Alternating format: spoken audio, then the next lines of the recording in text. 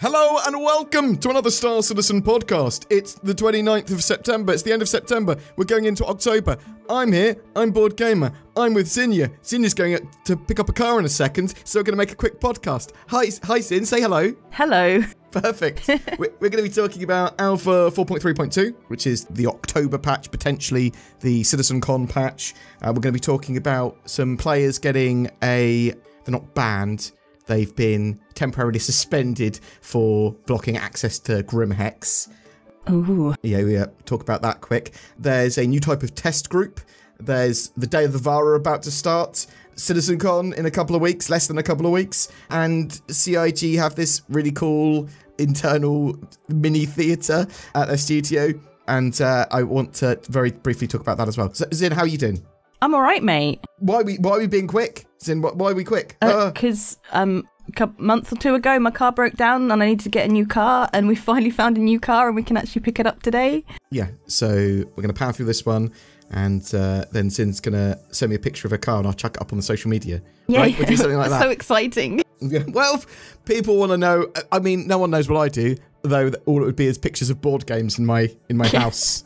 But yeah, right, let's talk about the roadmap update and Alpha 4.3.2, which is expected to go to Evocati later today. Ooh. I know, right? Exciting. In that roadmap update, we found that there's going to be a new event related to Fight for Pyro. So they've sort of finished the regen crisis arc that they had, which ends with the Site B stuff at the Onyx facilities. Do you think that this Fight for Pyro arc is going to potentially, by the end of the year, maybe, lead to them opening up Nyx, new star system? Possibly. That is a viable idea. Yeah, because it sort of makes sense as well, because you have the outlaw stuff related to Pyro, and then you could just go, yeah, there's the expansion of these outlaw and PvP activities, all these more dangerous activities, and people from Pyro also go into Nyx regularly, which is pretty outlaw as well. Yeah, I think that's a possibility, but yeah, expect a load of new Fight for Pyro stuff with the Frontier fighters. We've got some updates to the Badger, Bulldog, and Panther. They're sort of updating some of these weapons. Some more art updates than anything else at the moment. Some updates to Wicklow ships, some new ones with the Hercules A2, the Ares, Ion, and Inferno, and the Prowler Utility. I think having the Ares in there, that's the first time I've gone, ooh, I might actually try and do that. Yes. So you like the Inferno, don't you? Yeah. And I like the Ion. Mm-hmm. We're such different people. Yeah. See, my boyfriend also prefers the Ion, but it's mostly just because of the skin. He likes like contrasting white and black. Yeah, well, so he quite likes Crusader ships. We were talking about this the other day. He was looking through a load of Star Citizen ships, and he's only played Star Citizen like a couple of times many years ago. He's got quite a load of quite rare ships, including like the Star Kitten, Dragonfly and stuff like that, and he's like, oh, that's cool. But yeah, so I'm hoping that they release the Fleet Week ships to be available in-game shops, including the Idris P in that patch. Do you think they will? Do you think we'll be able to buy an Idris P? When was Fleet Week? Was May, wasn't it? Yeah, so it's past the 3-month period. Yeah, then they should. It should have been potentially in the last patch, although maybe not, you could argue. But CIG have also made that statement saying that they're going to try and put these ships, at least the base versions of ships, in-game shops more timely, more regularly, because they know that players want to buy them and they should be able to buy them. It's an interesting one, because unless they make the Idris P incredibly expensive, well, even if they don't, there's going to be a load more of them flying around if they make them available in-game shops, right? Yeah. It's an interesting one. Tell us what you think in the comments below. There's some new FPS heavy tech battle armor. Don't know if that's actually, well, assumedly that will give you some stats that are better for fighting. So it's got to have something going on with it. It'll probably have the little dynamic crosshair and stuff like that with the visor. And maybe some other bits and bobs. There's a couple of new hairstyles, and then they've put in the stuff that they pushed from the last couple of patches, the FPS AI turrets and the mission pickup and location stuff. Although at the moment, the cooperative zones are still missing from that patch. Do you think we'll see them in this one? Do you think they want to put they've not mentioned it, have they? So no. I don't think so. And it's more, this one looks a bit more pyro-centric, this patch, which is typically more PvP than PvE. Yeah. Or at least mixed. You looking forward to the patch? Yeah, I'm still waiting for my long hair. Yes, you'll be waiting for a while. We've got short little mohawks with this one. Yes, because that's long hair. Well, so that's how my hair evolved over time. So I had receding hair, then I got quite a long mohawk, and then it became a short mohawk, and now it's become an egg. So the other thing that I think might be turning up for this patch is the Paladin. It probably is going to tie into CitizenCon. Let's actually talk about CitizenCon now. So CitizenCon is on the 11th of October. It's CitizenCon Direct, as Zin was probably just about to say. Oh, I wasn't, but you're right. It is CitizenCon Direct. It keeps on correcting me normally, and rightly so. It's going to be a 2-hour live stream on the 11th, and very much more concise than normal. No Squadron 42 stuff planned for that. Yeah, that's what they said. They said there wasn't gonna be any new Squadron 42 information. No presence of Squadron 42 there. However, there are hints that CIG have been working on Vandal stuff, you know, because there's some Vandal bits in 4.3.1, and there's some spoiler warning. There's people talking about the Stinger, one of the Vandal ships that you saw in the Squadron 42 demo last year. Okay. Sort of heavy Vandal fighter. The pilot have been working on that. I mean, they're obviously going to be working on those because they're Squadron 42 ships, though. But people are saying, oh, actually, they might be making a Asperia one, which would be a human, either captured one or a reproduction for human flight. And the other things that I think we might get for CitizenCon, other than them showing off what the progress they have from last year and for Star Citizen 1.0, is Nyx and the Paladin, with 4.3.2 being released at the same time.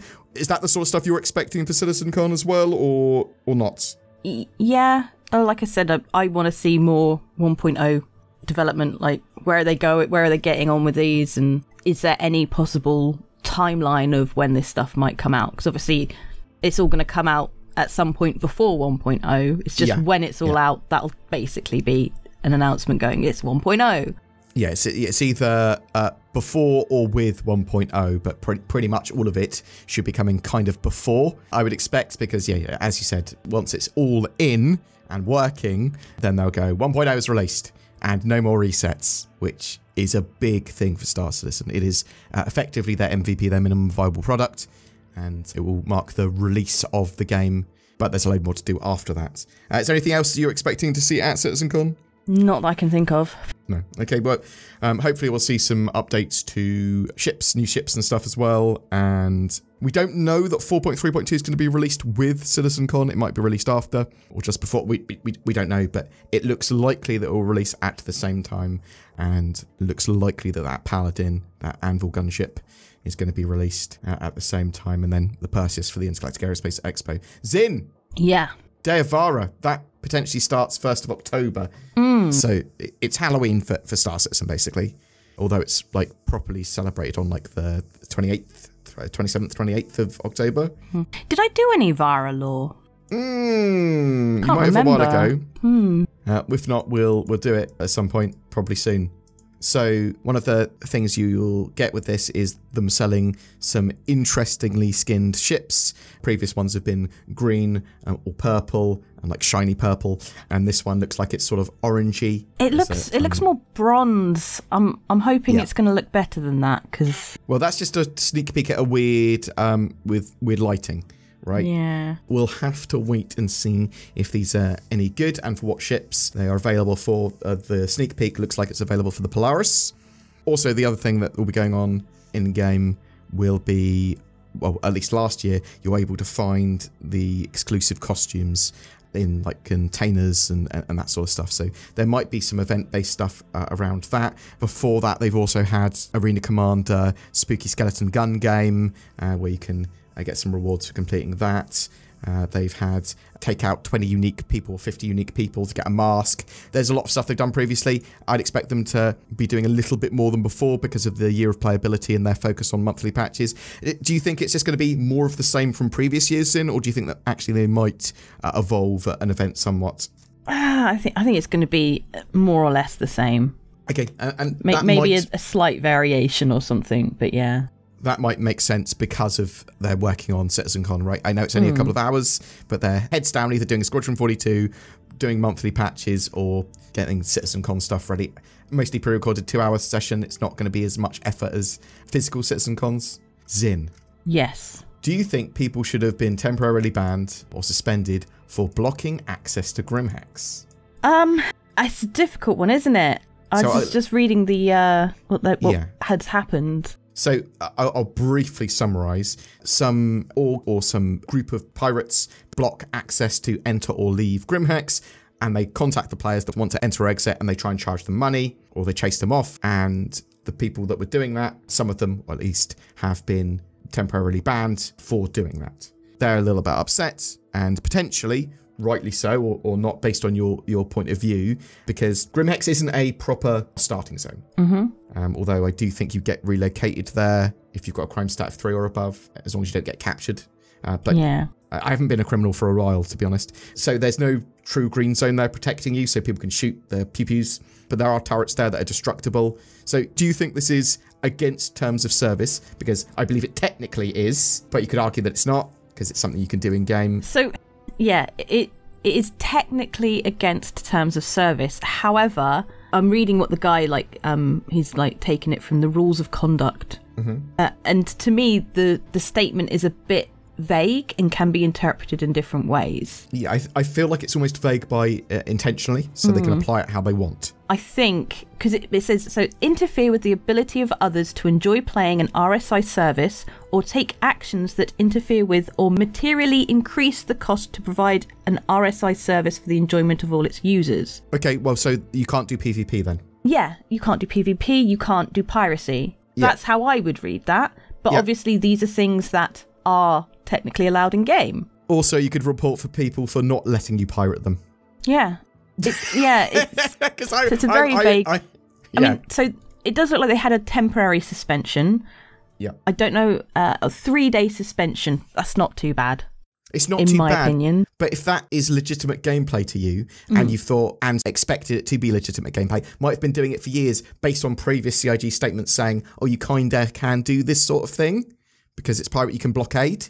And there was the blockade runner missions and stuff, right, as well, which is very similar to this. And you would have thought around GrimHex, which is technically an unlawful area in Stanton. Yeah, no green zone there protecting you. Yeah. I don't believe... I mean, citation needed if for some reason I'm being an idiot with certain things, which is often. But I don't believe there's any green zone there. The turrets there are destructible. They will shoot you if you start shooting people, but you can blow them up.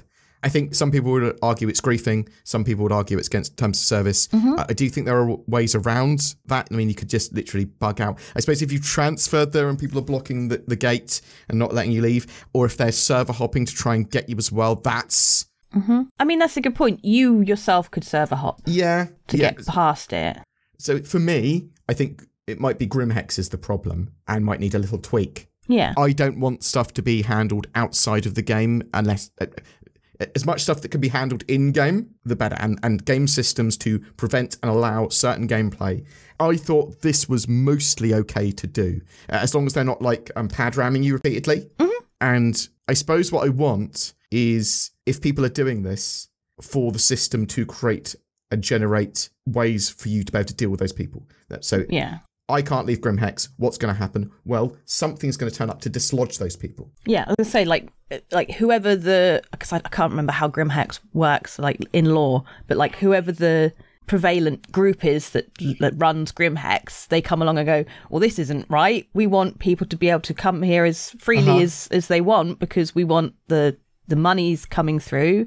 And I suppose having a load of ships that are NPC ships also using it that will attack someone that's attacking someone else that's trying to take off and land as well.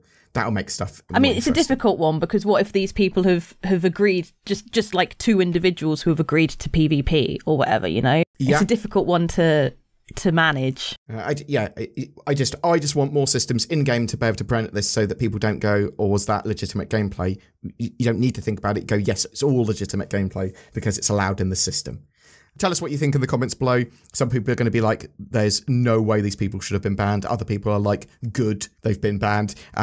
I want this gameplay to be as legitimate as possible and everyone to understand what they're getting. I don't want people to be prevented from accessing stations and things and getting the basic gameplay. But I do also want people to be able to blockade jump points and things, and for you to go, well, I'm not going through that dangerous jump point because I can see that people have been being blown up there. Lots of cool things that Eve does, I think. And with information that's available to you. But yeah, tell us what you think in the comments below.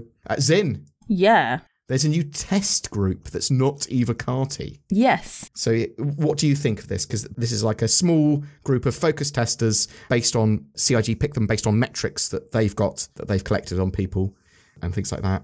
And they'll invite you to this. It's email-only feedback. It's a new NDA. You're not allowed to discuss what's being tested if you're part of the group. Although we do know that they are currently testing, because they put out some invites over the weekend, and they're currently testing the new flight model, the flight model updates. So what do you think about that? Do you think it's a good idea? Do you think, why don't they just use Evocati? I think it's a good idea, but why are they not just using Evocati or hand-picking from Evocati? Well, let me tell you why. They wanted to have a very specific, smaller strike group for particular feedback for a certain thing. So they've gone for people that they think know that might be experts on a flight model. And they might not be Evocati. And they may or may not be Evocati. They also want a tighter NDA where there are less leaks. So that's one of the other reasons that they're doing email-only feedback rather than using like an issue council or something, because people were scraping info from the issue council to get leaks, I think. And with a vetted new NDA, I think CIG will be more willing to go after people that break that NDA. Yeah. Never break your NDA, because you don't know what the response might be. It might be you get sued. But try to always act in good faith with NDAs. Don't leak. I really recommend you don't leak, especially the new test group stuff, if you're part of that, because you and anyone else involved might get in quite a lot of trouble. But that's my opinion. I'm not your dad. It'll be interesting to see what happens with that. Let's see if there are no leaks from that, right? Zin. Yes. There's a movie company. What are Finite Solutions? What's their actual tagline? It looks to be a luxury screening area. Yeah, they make home cinemas or cinemas for companies, small scale ones, really nice ones that are very cool. And CIG have one of these. They had to create the perfect gaming screening room. So this is going to be used for a load of stuff for CIG. Also, including probably them just treating some of the staff to watch movies for inspiration or whatever. They've got this mini theatre screening room. They'll be using it to make presentations of features. They'll be using it for showing off and playing through Squadron 42 in a more cinematic way and playing those scenes from Squadron 42, getting them all right. They might use it for CitizenCon and stage work, we've got a presentation, how will that look? And that sort of thing. Is that what you expect from this? I mean, so I laugh like that because it's a ridiculous luxury of a thing. What do you think of this? It's this 20-seat or 20-person-ish home theatre, luxury business theatre thing. I mean, yeah. It seems a bit extravagant, but I guess they have their reasons. Yeah. They want to have basically their studio be this high-tech super studio that they encourage people to work at. They keep talent. They're all super inspired. There's a load of creativity going on, and they can help share that process with this cinema, I think's the idea, right? It is cool. I think someone said it was $500,000 to get set up, which, to be honest, is a drop in the ocean if it was only that much. That's I mean, a lot of people are going to be that they shouldn't be buying things like this. A lot of people were well, actually, they're spending it on the studio, the money, they're spending it on the game. This may help improve them keep talent and be a creative way of them showing off stuff, because that's 100% going to be where the leads go to have their teams show what they've been working with a feature and where they are with it. Do you foresee any other uses for this, or do you think this is excessive? I mean, it is excessive. So Jared Huckabee said, so Disco Lando, would I recommend Finite Solutions to anyone else? Absolutely. If you want to build a cinema to exhibit movies, this room is amazing. We have a boutique movie theatre down the street, but I would rather come here. And for a studio, they have worked with us to really dial this room in, and they have been simply fantastic in helping us achieve that. So it just sounds like he's yeah, why do I need to go to the cinema anymore? I could just stay at CIG and watch films. It's cool because some places, and I say CIG also probably do, have rec rooms and gaming rooms and stuff, right? So it is an extension of that. It is. And I think it has got some genuine business use as well, genuinely. And tell us what you think in the comments below. You might be like, oh yeah, that's cool and that's fine. Other people might be like, lol, scam game, look, they've built a cinema. I mean, and both viewpoints are valid. You're more than welcome to say that that's silly, and other people are going to be like, no, that's cool and I want to work there. Zin. Yeah. Did you notice something in these pictures, though, when we talk about like having a Squadron 42 screening room? Not particularly. PlayStation 5. Oh, yeah. I didn't notice that at all. Yeah, so there's a PlayStation 5 there, a couple of controllers. They might just be using the TV to play PlayStation 5 games. Could be, yeah. Or they might be, as some people have thought, getting Squadron 42 on PS5 and console.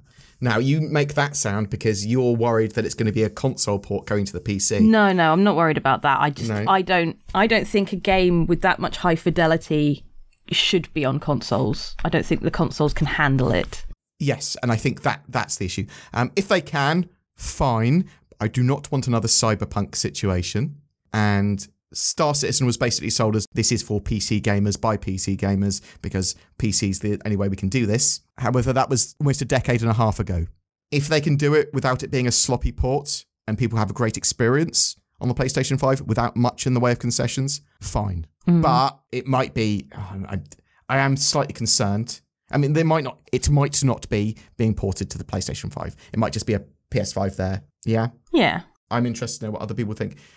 I take it you'd be against a port if they had to make much in the way of concessions at all. Well, as long as the PC version doesn't take any hits. Because of it. Okay. Well, so yeah, number one, if they port it to console, I don't want console players to have a vastly inferior experience. That would be devastating, genuinely. That's a Cyberpunk situation. And if they have to make concessions for the PC version because they have to port it over, that would be potentially worse. Well, it's worse for me and worse for most of the people that have backed the game. Although, that said, Squadron 42 is not available to purchase at the moment. Tell us what you think in the comments below. Tell us if you're looking forward to a console port of this, because I suspect there will be eventually, there would be one, but I was expecting it for the next gen of consoles. So I suppose we'll have to wait and see. I think, Sin. Yeah. I think that's all I wanted to talk about. I am looking forward to our next ability to visit the Manchester studio, though, because we can watch some cool movies. Yeah. Oh. Yeah, thanks very much for watching. Tell us what you are hoping to see at CitizenCon this year. CitizenCon Direct. CitizenCon Direct. Thanks, Sin. Are you expecting to see that 4.3.2 patch released then? What are you expecting to see in that patch? Are you expecting the Paladin to be released with that patch or at CitizenCon/both? Are you expecting maybe not Squadron 42 stuff because they said there was no presence there? Maybe CIT were lying. But do you expect to maybe see something Vandal, like the Vandal Stinger, as some people were saying? Oh yeah, that might turn up. I'd love to see the Vandal ships updated in game and then Vandal Swarm updated with the new ship models. Anyway, say goodbye, Sin. Goodbye, Sin. Thanks very much for watching, guys. NordVPN. Sin, why should people get NordVPN other than it gets us money? Because it has great accessibility, great security, and great privacy on the internet. Oh, it does. I use it. I love NordVPN. It's the only thing that loves me back. Oh. Don't be lonely. Get NordVPN. Boom. Perfect outro. Go to the links below to get it. Links below to NordVPN. Every month we have a ship giveaway, and for this month of September we are giving away an RSI Apollo Triage, a medium-sized flying medical clinic. It also comes with lifetime insurance and access to Star Citizen with a game package. All you need to do to be in for a chance of winning that is comment on any of my videos made during this month of September.